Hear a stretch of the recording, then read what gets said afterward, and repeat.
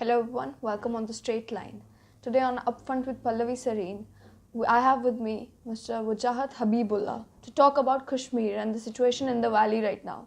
Mr. Wajahat Habibullah, the former Chief Information Commissioner, current chairperson of CHRI, and a person who keeps a close eye on Kashmir.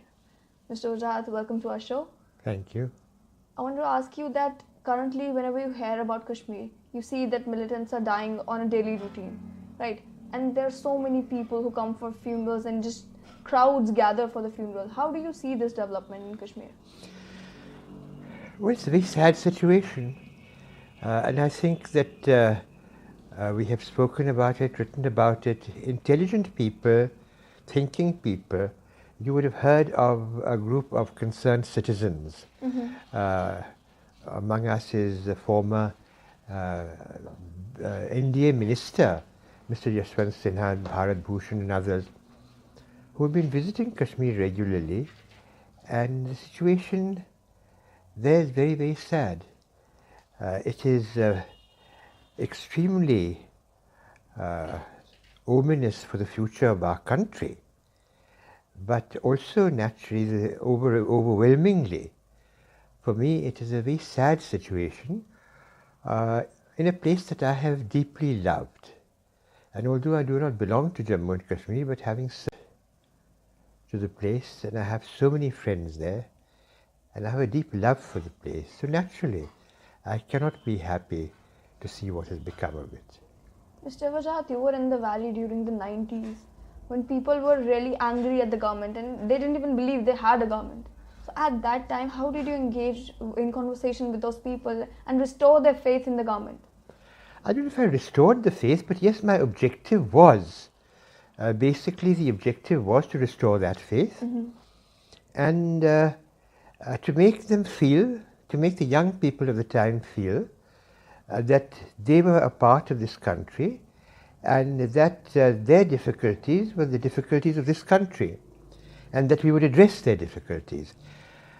But if you ask me how I did that, the answer is extremely simple.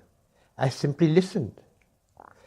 I never avoided meeting people. My offices were always open. I started off as Secretary Industries for a few months. Then Governor Saxena asked me to be Commissioner Kashmir. I said I didn't want to serve in the field. I started off actually as Special Commissioner Anantnag under Governor Jagmohan, and I said I didn't want to serve in the field because I felt I was impotent, I couldn't do anything. And in fact I couldn't do anything because the situation was one of law and order, or a situation of breakdown of order.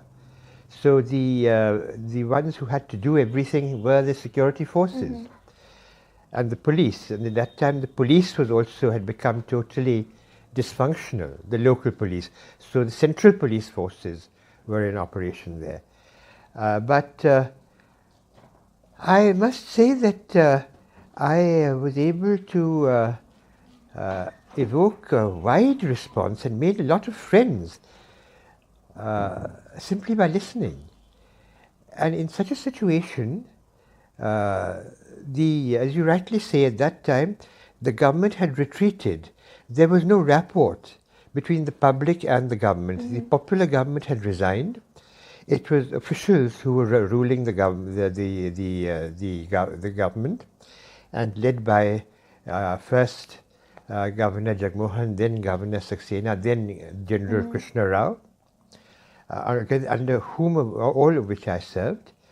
But I was then, and Governor Saxena then told me that the reason why he asked me to come back there, because I'd left the state when under Governor Jagmohan and had accepted a scholarship in London and didn't expect in Oxford and wasn't expecting to go back, and I was requested to come back by Governor Saxena's brother, who was Naresh Chandra, and who was Home Secretary and then Cabinet Secretary. And then Governor Saxena told me later that the reason he wanted me to come back was because he felt that I was the only person who people would come to and who would be ready to meet people. So that is simply the answer. And that was then the answer, and that today is also the answer. the government has to listen. Shooting up terrorists and all that kind of thing, well, that is also part of the, but principally, government has to listen. How do you see the emergence of BJP in Jammu and Kashmir? Well, these are political developments. The BJP never had a wide support base. In the last election, they were successful in Jammu division in establishing a kind of rapport and a support base of the people. They still have a support base, but none, of course, in Ladakh and none in the valley. And they were participant in a government. Mufti Said formed a coalition with them, but that coalition has failed. So what opinion can I give? Yet right now you see that BJP has a very hardline policy towards Kashmir. Do you think that is the right approach for That handling is things the in the valley? Government of India policy. Yeah, Government of India policy. Whether you call it a BJP policy, I don't know, because the party is one thing and the government is another thing. Possibly, yes, the BJP is supportive of this program, of this policy. In my view, it is a misconstrued policy because, you know, it's been tried before. Why don't we learn from our own history? When I went back to the state in 1990, the policy was hardline. The policy was, forget about these local police who are reaching out to the people, ready to talk to them. And the local police, mind you, and A.M. Batali has written that book, Intifada. A.M. Batali was my SP when I was DC Srinagar in the 1970s. And probably the most outstanding Kashmiri police officer, other than Pir Ghulam Hassan Shah, who himself in a class of his own. But he's written about this, how at that time, increasingly, the central police forces were brought in to replace the local police, and that was actually the cause of the breakdown. So the hard line was in fact the cause of the breakdown of the situation in Jammu and Kashmir in 1989-90. So why do you want to use it again? Again and again. It's been happening earlier. That is not, we have got to reach out to the people. Yes, and I think this is well established, many intelligent people have spoken of this. If people take to violence, they can expect nothing but violence from the government. Those who have taken to violence. But civilians should not expect a violent government. The government is there for their protection. After violence, if they're indulging in violence, violence against whom? Violence against the people. So the security forces are supposed to be there to protect the people. But Mr. Wajahat, when Congress was in power, they had a very lenient policy. They tried, forming those working groups. They tried talking to the Hurriyat leaders. They tried talking to Pakistan, and yet nothing became of it. You see, it was all a process. These were processes. I told you that at the time that Mr. Jagmohan was governor, he himself started changing that policy.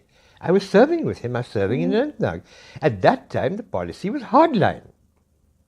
Arrest, detain, try, repeatedly. Did it work?